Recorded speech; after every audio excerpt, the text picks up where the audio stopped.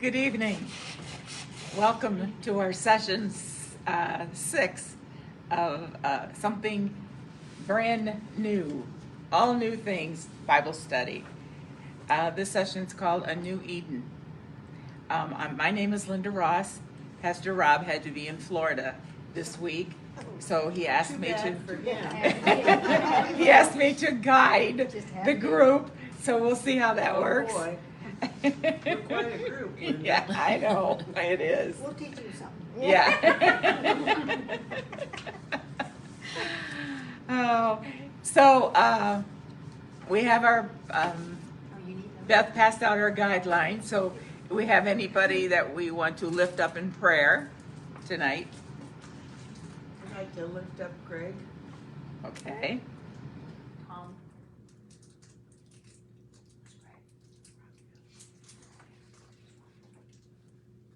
Anyone else? I'd like to lift up Chris. How about Pastor in Florida? There you go, Pastor Rob.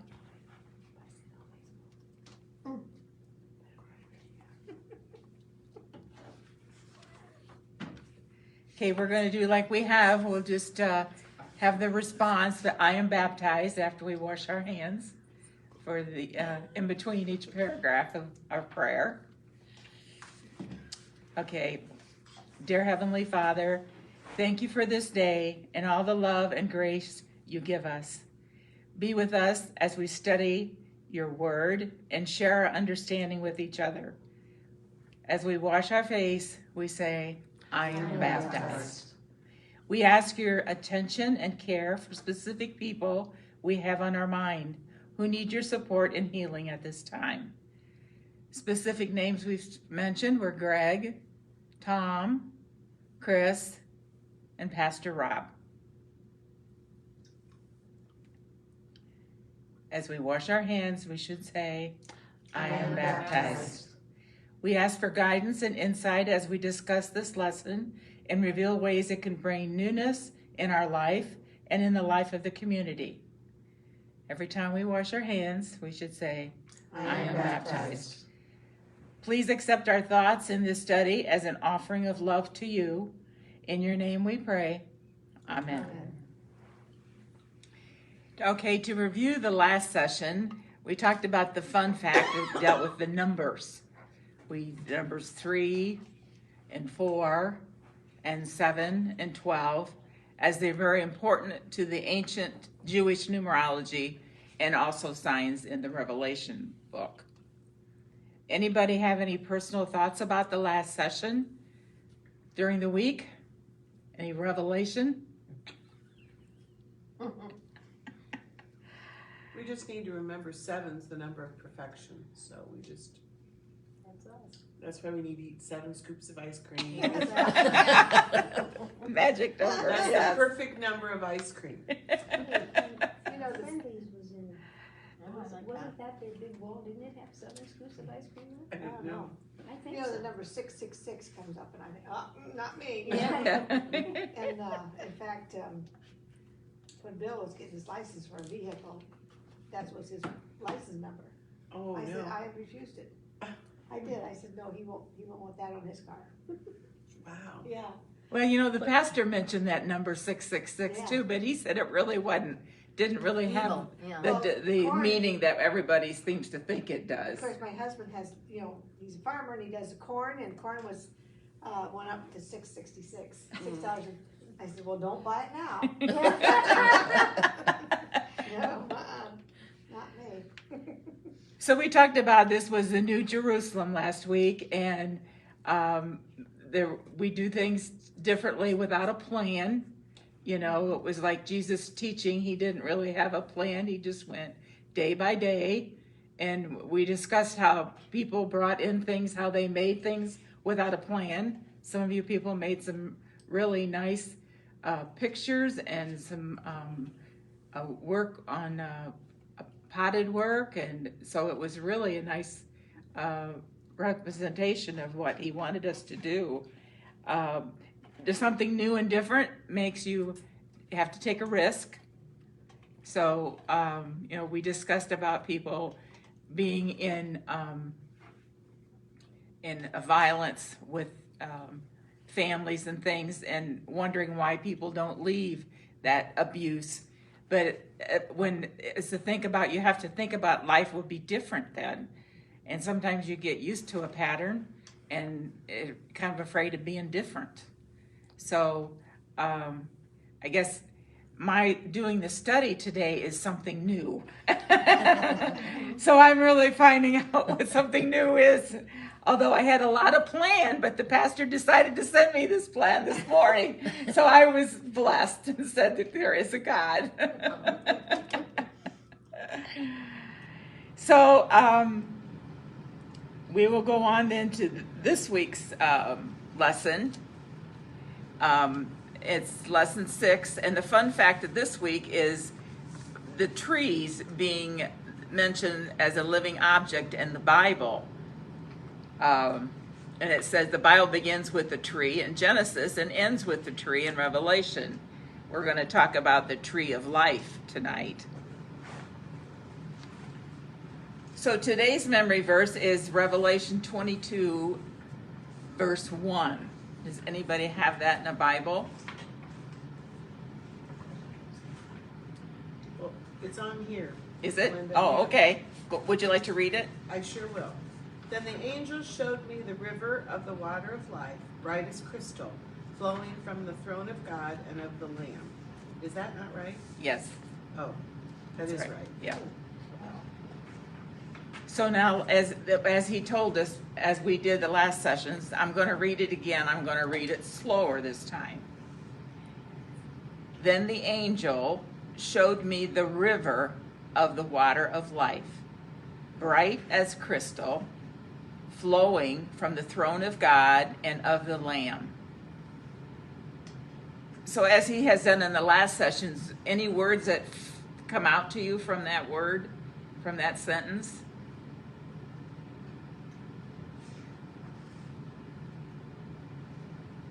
Phrase water of life, I don't know if it's just one word, but that whole phrase I think is meaningful.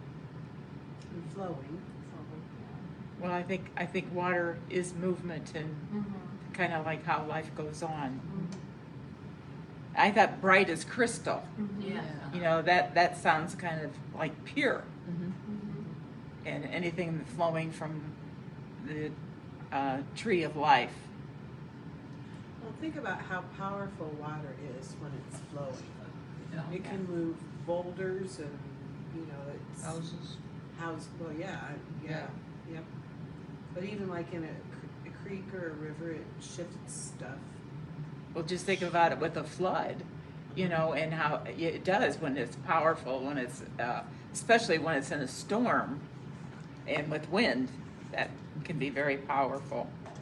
When they say bright as crystal, you use that crystal clear water, like crystal clear. Sparkle. Yeah, it gives you that sense of newness or freshness. Exactly. There's a, Yeah. yep. So it has on our program here, trees represent growth and healing. They also form a philosophy of life, putting down your roots, thinking about in the long term of producing new life and turning toward the light.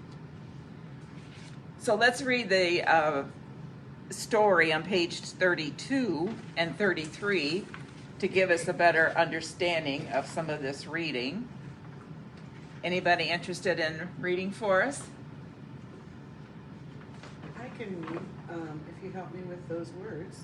Well, I think you can probably figure them out just as well as we do. Listen to you. Wow. Salome? Salome, Bashara. Bishara. Bashara. A Lutheran Palestinian grew up under the strong branches of his family's olive trees near Bethlehem, where 9 strong trees have been rooted for over 2,000 years. That's amazing. Yeah. Olive trees, he says, are the holiest of the holy, the mother of all trees. Olive wood is resilient and strong, its branches bearing the silvery green leaves that refuse to fade under the sun and diligently protect in the chill of the winter. Olive trees never drop their leaves. Every fall as a child, Solomon joined his family for the olive harvest, adding his voice to the chorus of olive tree songs, chanting traditional Palestinian folk music and learning a deep care for creation while balancing on the ladders and bent over the burlap tarp collecting olives. Every year the harvest fills the oil jars of the family, providing flavor and nutrients to every meal on the table, being lathered on skin and hair to soothe and heal. The tree provides the salve of life in this community. Solomon's trees are rooted in Palestine, in a Palestinian land that is now under Israeli occupation. Through this valley where the olive grove is located is nestled, though this valley where the olive grove is located is nestled in far into the West Bank behind the 1949 Green Line, it has since been claimed by Israel as property of Jerusalem. Part of Solomon's family's land has been confiscated by Israeli soldiers without negotiation or compensation. More land has since been cleared by the occupation to make way for a road through the valley that Solomon and his family will never be able to drive on. For 5 seasons, the 9 olive trees despaired in this disruption of the land, the chaos of construction, and increasing difficulty and legality around access.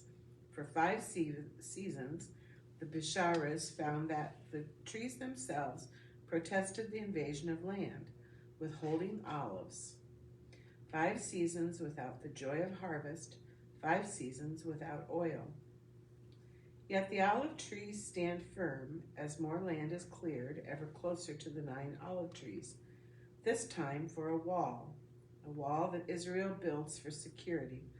But rather than being built on Israeli land, the wall is built deep into Palestinian land. It separates Palestinians from each other, from their land and their trees. Priests come and pray with the Christians among the uprooted trees as bulldozers stand nearby. 28 feet high, the cement wall towers over the 9 large olive trees today. They continue to bring forth good things, even in the daunting shade of the separation wall that casts much uncertainty over their future. And in that shadow, families still celebrate the trees. They give thanks for generational dedication to the land and for trees with roots as deep as their own that continue to bring forth blessings from the rockiest ground. These trees have survived 2,000 years, says Salama. In Shahala, God willing, they will survive 2,000 more. So that tells us a story about the olive trees, and they produced fine until they were in chaos. And that's kind of like our life. You know, we produce fine until we have chaos. You know, and I think certainly this pandemic has been chaos. And, you know, and then when things got back to normal, the olive were produced again. And I think that's kind of a phase we're going through. We're going back to normal and we're trying to work our way. Sometimes I think it's just as hard working our way out of it as it was working into it. Mm-hmm. But, you know, in this way, the trees are a lot like life, you know, just like he said earlier on this paper. So that it has a word here. I'm not quite sure where to put the emphasis on that word. It's preternatural. I've never heard that word before. Anybody heard that before? Did I say it right? Yeah, I think it's preternatural, but I'm not sure. Well, it has the definition right there. Right. Existing outside of nature, exceeding what is natural or regular, other words, extraordinary, and then inexplicable by ordinary means. That's how I've heard it used, as describing something that's not an ordinary kind of thing, not natural, like aliens or outer space stuff or stuff like that. Really? Yeah. Well, it says in the book of Revelation, it talks about the trees producing different. There's a tree that produces a different kind of fruit every month. So every one tree produces 12 different kinds of fruits. So I kind of think that's kind of like us being a tree, and we all have different gifts. So we all produce something different, and just because we produce one gift doesn't mean we can't do something else in another time. So I think it's really important for us to kind of remember that. And again, I think that has a lot to do with thinking outside of the box, trying something different, see where God's leading us this time, and studying Revelation, I think, is just thinking outside of the box. When you read some of the things, and it helps with the Bible study to understand what some of those things mean. But I've just really, and I think it's so interesting how it's related to things in the Old Testament, like Ezekiel, and then how it comes true in Revelation, how things follow through. That just kind of shows how God does have there is rhyme and reason to his plan. Well, if a woman has 12 children, they're all different. There you go. That's true.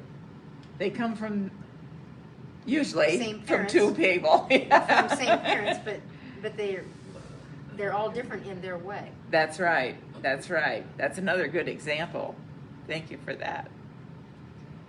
So it says on page 34, in the middle of that second paragraph, the whole of Christian theology is based on the goodness of creation. Yet the goodness of creation consists partly in this, that it points beyond itself to the new creation. So we're kind of constantly recreating creation. When you think about things, how we use up things, and we don't do well with creation. So now we're trying to recycle things, and we're trying to use less plastic and do, I don't know, can you think of anything else? Things that we're trying to do to save the planet. Use solar energy. Just different kinds of things to... Wind. Yes. Cut down less trees. Right. Save the trees. And the same thing like not cutting down the milkweed so the bees can use that, just different things that you destroy that we really should not be destroying. Love the dandelion. There you go. Bees love dandelions. Well, look how hard we try to get rid of the dandelions, and they just come back. I think that's God telling us something. We need to have the dandelions. Yeah. So then it goes on, it says, creation by design is never abolished or replaced, but renewed continually. And thank goodness for that, There's something we can replicate in the present with the way we care for creation. And then the next one paragraph, it says, folks all over the world are bearing witness, sharing their testimony and lives of faithful care for God's creation. Within systems that seek destruction, we can learn a great deal from faithful witnesses to God's love in a world of violence today. So there's things we have to remember to keep the tree of life going. So as we talk about this preternatural word, and there's on the page 33, what extraordinary things have you experienced God do in your life? Anything that's really off the wall?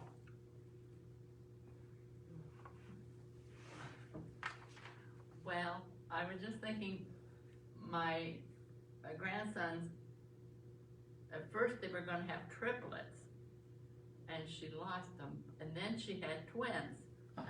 So I don't think she wants to have any. I think that they considered him like a miracle because of her medical history. They didn't think that she would have Sure. any children, and if she got,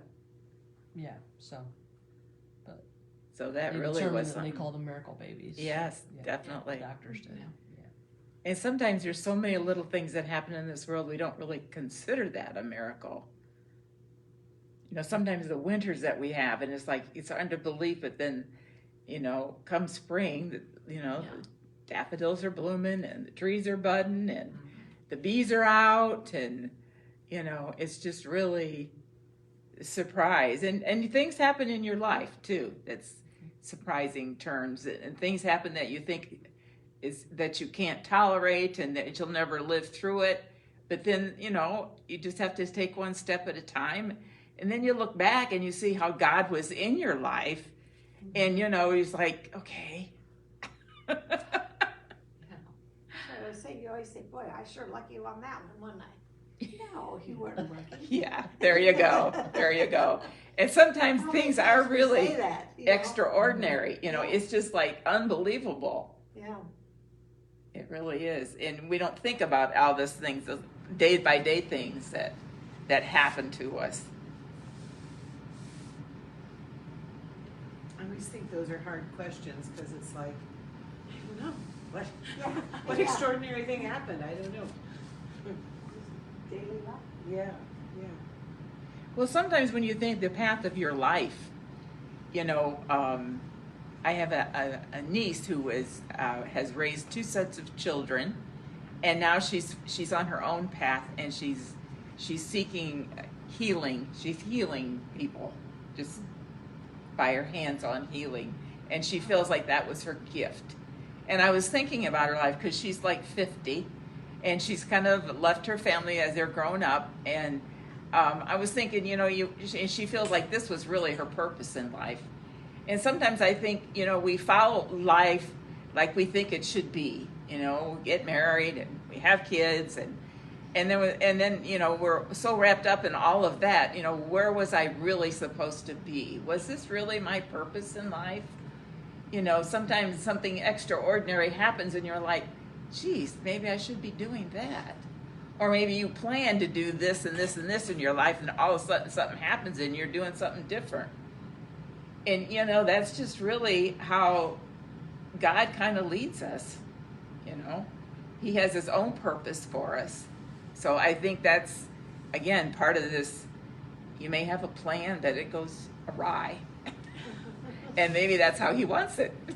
Well, think about the people that are in your life and then for whatever reason cycle out of your life and then they come back. And, there's some people that are just constantly woven in and out of your life, and others that are there for just a little bright spot and go off and you hear about them on Facebook, and you just, before Facebook, you just heard about them. Yeah. Well, I think All about Now you know all about them. Yeah, more than you want to know, maybe. I think something else extraordinary is what has happened in Ukraine.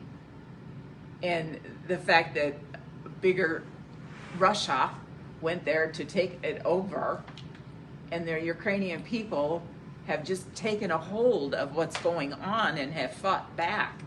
And I think that's pretty extraordinary. And now they're finding all the little nicks and crannies where the Russian people had really done bad, harmful things to the Ukrainian people. And yet they're strong, they fought back, and, so many of them left for safety reasons, but a lot of the brothers and the fathers stayed and fought. And a lot of the countries are supporting them. That helps also.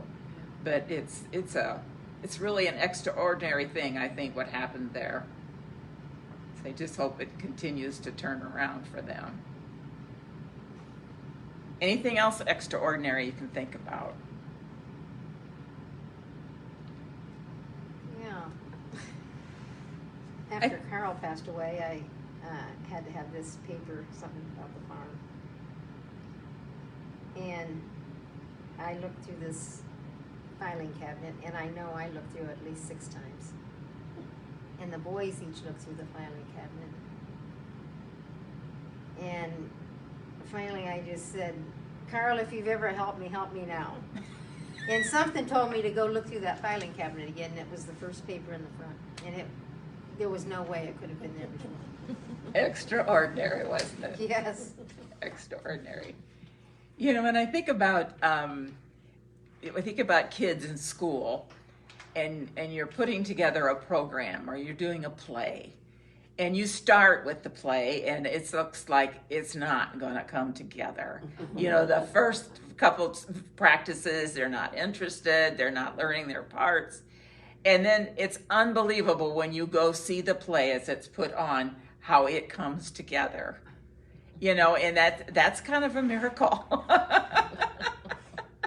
It's a lot of hard work, though. You know, there's a lot of hard work in there. I Yes. mean, it's not just a poof, it happens. Right, It's- right. When we put choir anthems together, That's there another might have thing. been some frustration with the choir director saying, well, let's go through that Lots, again. lots. Let's go through it Sound. again. Let's go through it again. Well, and do you think sometimes that the pastor has that frustration with the people he's leading? You know, it's and I think it's difficult. You know, when you start in a new situation. Plus, Pastor Rob had 2 churches, so I would think that was pretty extraordinary. How things have done a lot better, I think, as time goes on with that. And we really appreciate him filling the need for us. So, our assignment for today was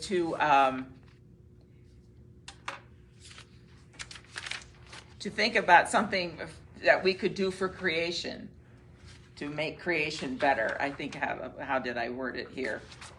He said to adopt a small practice that cares for creation.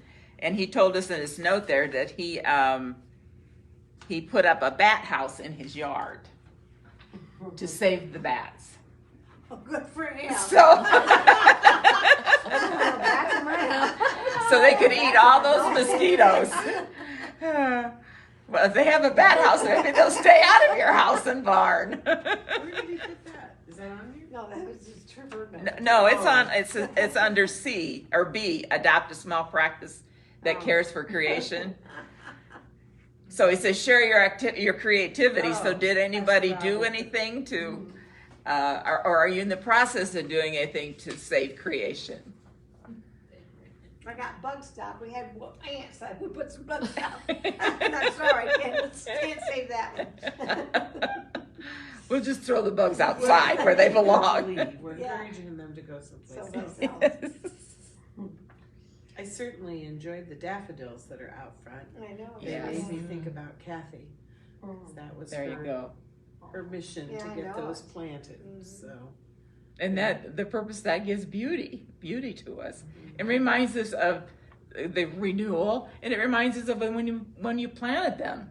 You know, I mean, it wasn't like you just had them in church and then you let them die and forget it. You put them in the ground, and then they came back the next year. Yep. So that's kind of a renewal. And you think, you know, and I guess you think of even the grass and the wheat, you know. Every Yes. year they plant in the spring and it freezes and it's got snow on it and ice and everything. Right. like, how's that going to Yeah, survive? how's it gonna survive? And if you don't have the cold and the snow and the ice, the wheat does not do well. Right. So it's really what it needs. Yeah, yeah. Well, not only that, but it holds the earth in place. It holds the ground, the That's roots. right. Yeah, that's right. You mean roots? Roots. Roots. Roots. Roots.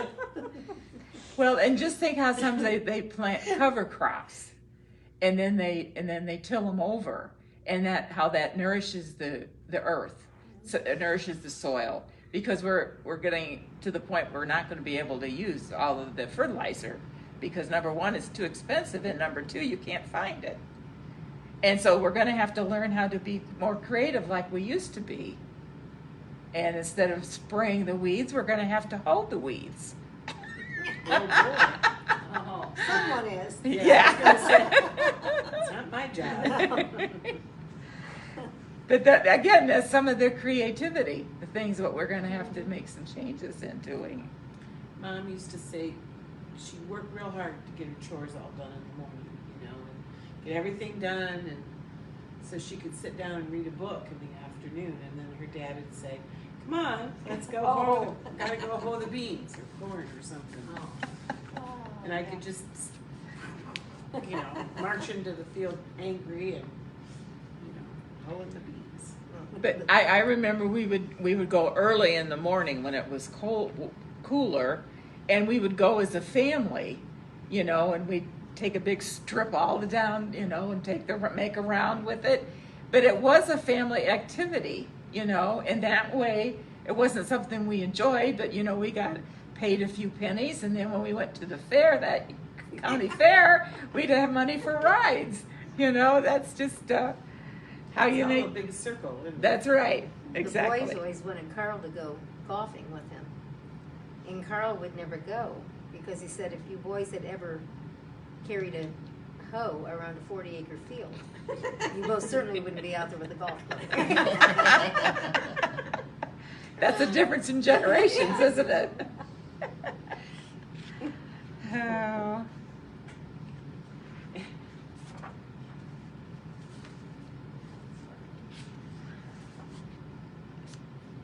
So then as we read further into the chapter, verses 2 through 5, I'm going to read that quickly and we'll have a few questions about that. Verse 2, in the midst of the street of it, and on either side of the river, was there the tree of life, which bore 12 manner of fruits, and yielded her fruit every month. And the leaves of that tree were for the healing of the nations. That's that tree I was telling you about. And there shall be no more curse, but the throne of God and of the Lamb shall be in it, and his servants shall serve him. And they shall see his face, and his name shall be in their foreheads. And there shall be no light there, and they need no candle, neither light of the sun, for the Lord God giveth them light, and they shall reign forever and ever. So as it talks, what is the purpose of the leaves of the tree of life? Healing. What makes me think about that is like homeopathic. Yeah. When we do things like that. I don't know if that's where they got that idea of it. That's Well, kind of. isn't olive oil like you spray that for your sore throat? And You can use olive oil for so much. so many things. Yeah. You can ingest it, but you can use it for your face and for your body, and there's just that is the living oil. I think the olive oil. Vicks is next. Number 2 is Vicks on that list. It's funny though, last week, I can't remember what day it was. I think it was after Bible study. When I was at Kroger and I saw that they had all these little olive tree saplings in Really? the gardens, not in the garden, in the flower section. Oh my And I goodness. That's weird, Of course I have to pull the tag out to see what it is because it's like these little silver Yeah. leaves. And I thought, I wonder if I could get those to Would grow, they live Did you here get it? in the I didn't buy one, no. Oh.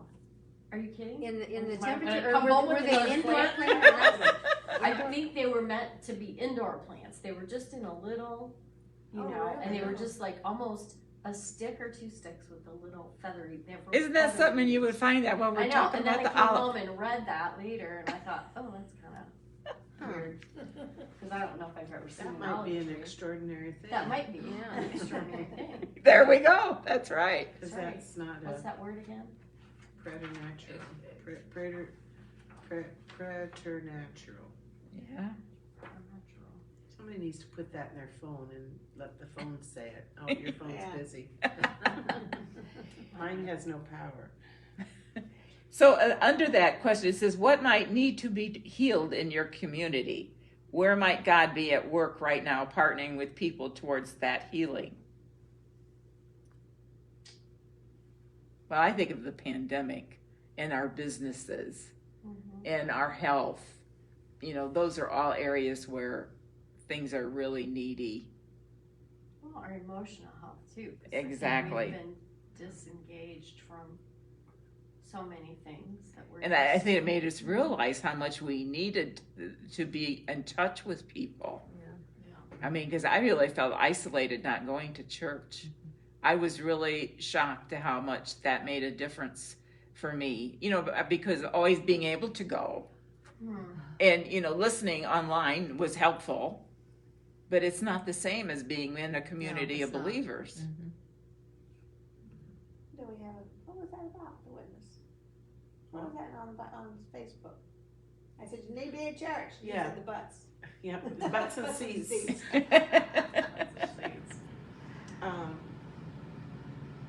Yeah, phone. There's so many areas that I can think of that we all need healing, and our community needs healing. Yes. And I know that God is in the presence of all of us and in the midst of working on the healing.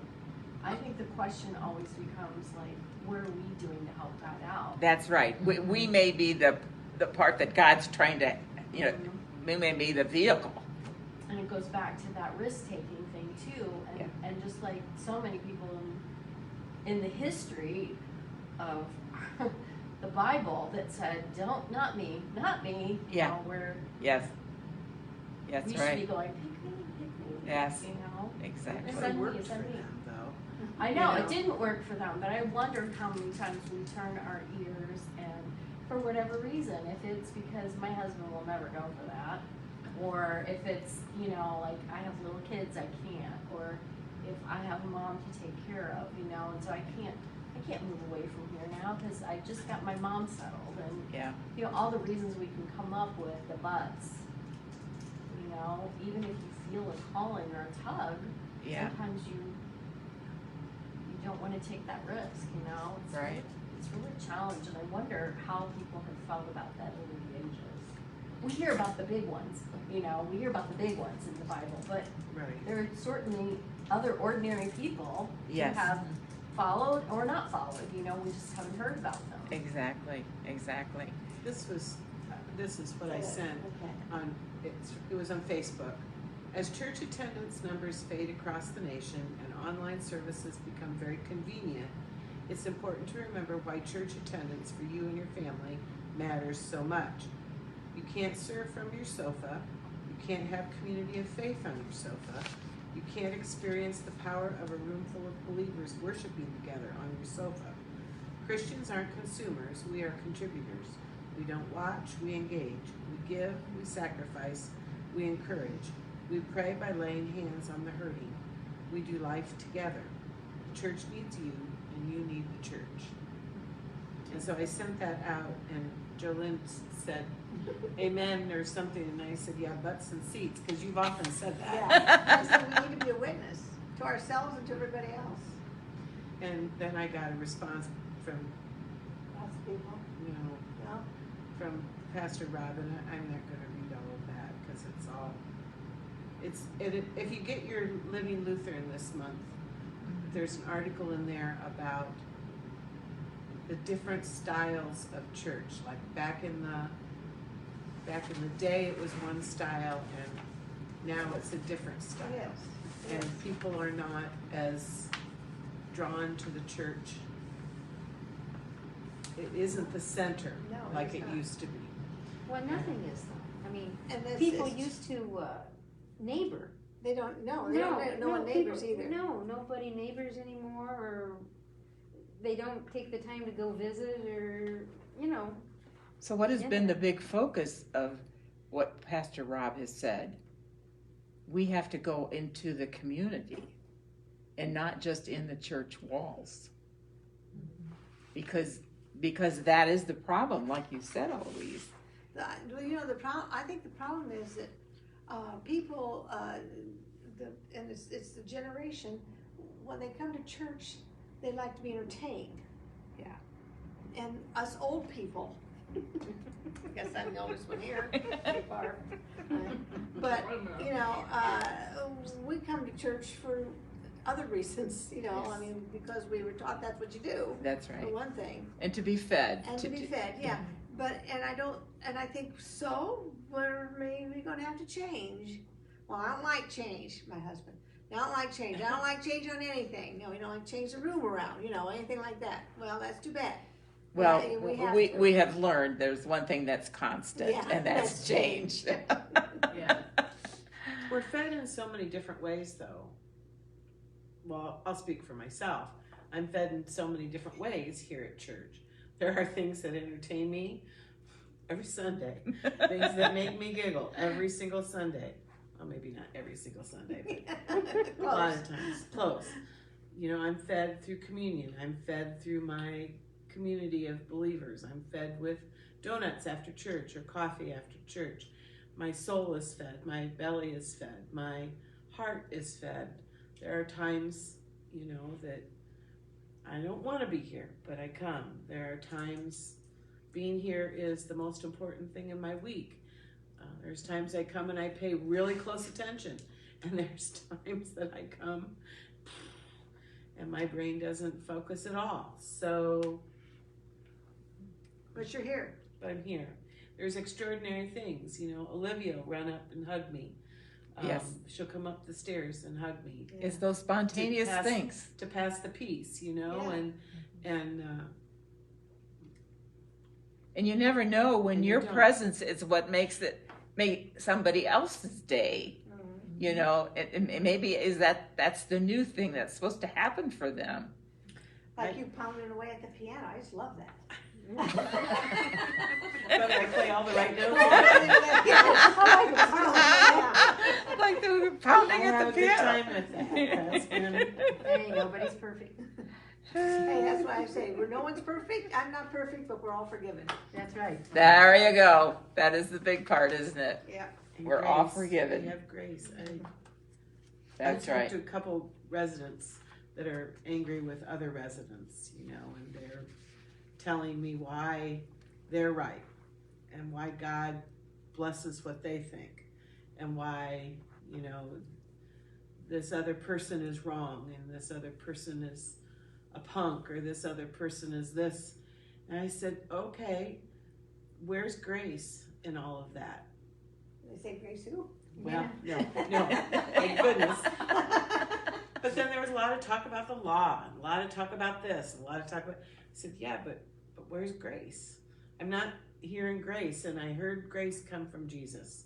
So we need to think about grace dealing with our neighbors. We need to think about grace, and that's hard. That's not always easy, because neighbors aren't always easy to get along with. For whatever reason, you know. I mean, if they have a loud dog or a loud vehicle or a loud child or nasty people, I don't know. It's just Lots of dogs. or lots of dogs, Yeah. Mow too early. or they mow too early in the morning. There's a person. It's Sunday. Don't you know you're not supposed to mow on Right. Sunday? Sunday morning? Somebody has mowed already, and it's like, why are you mowing? It's not. Don't do that yet. Let the bees live. I'm worried about the bees. That we're not gonna have bees. So do you think they had any of this stuff back in the New Testament? Oh heavens. Do you think they had neighbors that bothered them? Oh, I bet, Some Well, they things had- always stay the same.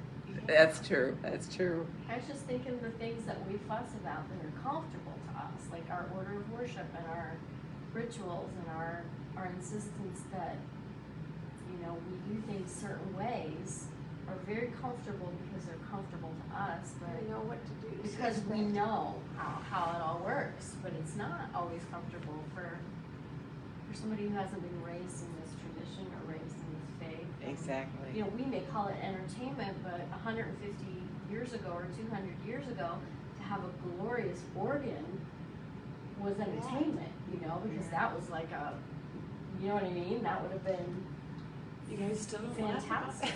that? But I'm just saying to I know. people now that don't have that kind of say, that, you know, I mean, we're old, we move on. Not that it is absolutely glorious, but it's, Well, that's like Some trying to people deal don't with a new have the- hymnal or Yeah. new songs. Yeah, We new- like the old songs. We like the new, and so we have to, you know, we have to move forward. When we were That's the way I fortunate thought it enough to was. receive the new hymnals from you at St. John's, we were, you know, so thankful and so enjoyed that. But there were some old songs that weren't in there, you know. But as I go through that hymnal every week and prepare songs, I find really beautiful new songs. So again, it's just all about finding something new and being open enough, open to it. be a risk enough to try something different. Yeah. And, God has provided that for us, So, that was just, But we have to leave room for the comfort and we have to include that, you're right. the stability and the foundation of the old too. Has to be a that's- mixture. That's all. You can't just build everything on new. No. Well, I think that's why the pandemic hit us so hard, because we weren't used to wearing masks. It was so different from what we were, from the norm Yes. of what we were used to, like mask and this and that. And the other Distancing. thing. Yeah, it was just. I'm thankful I'm here in the United States, not in Singapore right now. Do you see what they're doing in Singapore? They're taking kids away. Kids that test positive are being put in a care facility away from their parents. Oh.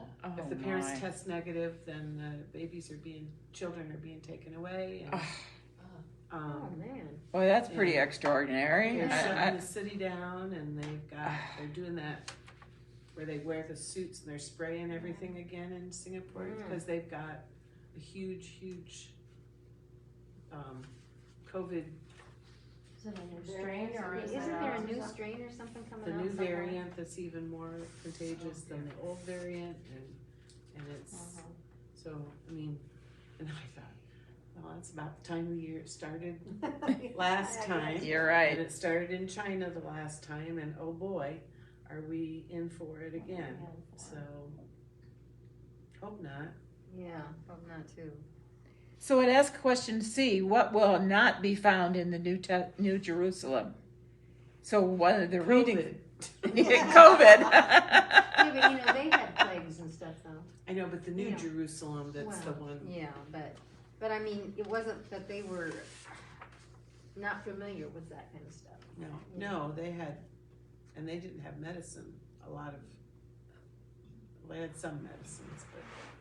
Well, it said there'll be no curse, so I guess COVID would be a curse. Right. And there would be no night because God is the light, so we don't need the sun. Because there'll be the 7 lampstands and the 7, That's right. So what are the accursed things that are found within your and the community? 7 lamps and the 7 lampstands and the 7 brides or 7 brothers. That's all I think. So what are the accursed things that are found within your community that won't be in the New Jerusalem? On page 35. Drugs and crime. And There you go. Drugs, crime, violence, anger. But don't you think there was anger though then? But we're talking the New Jerusalem. Oh, okay. There was probably all of that back in the Old Testament After and the Christ New Testament. returns, and we've gone through all the greed or jealousy or You name it all all. that stuff. Yeah. Yes. Anything that causes your heart to not be pure and broken. Hard. What causes your heart to be hard? Yeah. it's difficult to imagine. A world without all that. Oh, but what a relief it'll be. Yeah. Don't have the stress, you don't have the worry. It's all just What will I do? wonderful. Worrying is what I do. Yeah. Right. We'll be doing something new. You're gonna go to Not worrying. Not worrying, just relaxed and calm. And Yes. sleep. Praising my Savior all the day That's long. right. Lord, take over. I ain't worried no more. As a child, really, right? You know what soccer says? It's going to be one more surprise. There you We're go. in crime, just one more surprise. Yeah. What does it mean that God's name is on their foreheads? You can see it in their face. There you go. Isn't It's in that their weird? heart and it'll show on their face. Don't the Jewish people wear a little box on their foreheads? A box. A little So, prayer box. somebody does. I don't know who it is. Somebody does. Mm. They tie it on. They're goofy, Well, I mean, but I was thinking that that's probably maybe where that symbolism came from. That, More, yeah, yeah, that Official. was. official. Do you recall a time when you may have been marked and sealed? That's what I thought right away, baptism. And so I looked up the baptismal service in one of the old hymnals, and I couldn't, but I could swear that it said you were marked and sealed. Yeah. Yeah. With the cross of Christ. The organist plays the chimes 3 times when that happens. That's been sealed. Yes. Marked with the cross of Christ forever. And that also happens when we get, what happens when we, the Ash Ash Wednesday. Yeah. Or Yeah. Monday, or whatever day that is. Ash Wednesday. Wednesday. Every day. When we had the healing services, we did the oil on the forehead. Yes. Right. And we were marked and sealed with the cross of Christ. And that's all about Martin Luther. When you wash your face in the morning, you remember you're baptized every day. I think that's a nice new practice that I've learned recently. Just, it takes me a while sometimes to develop that practice. Well, sure. I am baptized every time we wash our face. So on page 36, it says to do for the next session. In John's letter, the liberation of all people, nations, and creation are intertwined. Adopt a new small practice that cares for creation. Could you start composting your food scraps? Is it possible for you to make small swaps to minimize your use of single-use plastics? We may water conservation in your home or church. Is it possible to resist mowing down native plants that bees rely on? Those are things we talked about. Stop mowing? Is that They what got it their is? Stop chance mowing. before I mow it. And then it goes back up, so you got another chance And before I get mow another again. Very quick, bees. Yeah. Just don't mow as often. A friend of mine has it's kind of like she planted native flowers in a pasture area, and then she's mowing like paths through it. So like alleys, and she mows like that, and then the flowers Yeah. stay in the. Uh-huh. I thought, I wonder, I should do that with my backyard. Is put Yeah, then you native wouldn't have flowers. to mow it. Right, that'd be all right. Well, that's taking care of You might go creation. away I from think the that's a town. great idea. I might get Yeah, you I might might get get a weed notice. Yeah. from- Yeah, you probably. That'll show up in the paper. Mayor gets weed arrested. notice. Yeah. Mayor arrested for weed notice. Pastor mentioned he wondered if we would do the lessons 6 and 7 tonight, but I think he didn't know if we're interested in having a session next Wednesday since it's Holy Week, but I really don't want to miss it. And I think we were scheduled to have one. Yeah. It's in the, I didn't know what The was scheduled, program. but it is in the newsletter I saw. Yeah, Yeah. So I didn't know that we were, but it's in there. So. yeah. So I just assume Say he'd come whatever's because fine. I really like, even if you don't want to make a meal, if we just have dessert and come, I know people are busy with Holy Week. There's a lot of stuff going on. No, you know, I come in protest. So because the 7th lesson is now what? We like to have you here. And you're not standing all day anymore, are Well, you? I gotta come because Tracy made something to eat, and Beth made something, gotta try something. And I had to come because I knew Linda was gonna do it tonight. I had to come tonight. She had to I participate. had to participate. Yes, I was counting on you guys. And you're participating. I'm participating. The only thing I wanna say about these Bible studies, Yes, I really like them, yes, but I think they would be a great Sunday school class. true. Mainly because I'm not one to come out During the later. week. Yeah. No, I Right. got other Well, I people. think a lot of us feel that way about after your day. You don't really want to. But I made it easier because it was Lent and it was to 6. Yeah. And he was interested. I don't know if he wrote it down here about. On the back of the paper, there's questions. There's a survey. Yeah, I know, that's what I was reading, yeah. And I thought, well, that you could do that for homework, or we could talk about that next week. But you know, he wants to know if you're interested in having more Bible studies, and not necessarily after this one, but another 6-week session of something. You know, I think once you come once or twice, then you kind of get in the group. You know, I feel like this has been a group. It's been my group, and I really enjoyed it. Are you okay?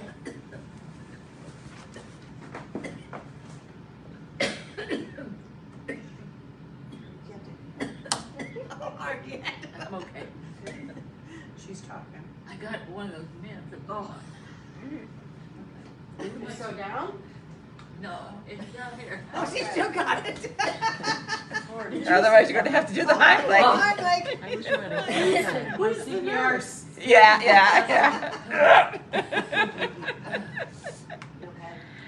She's talking and she's coughing. All right. I just, We didn't have a medical emergency. It's all good. no.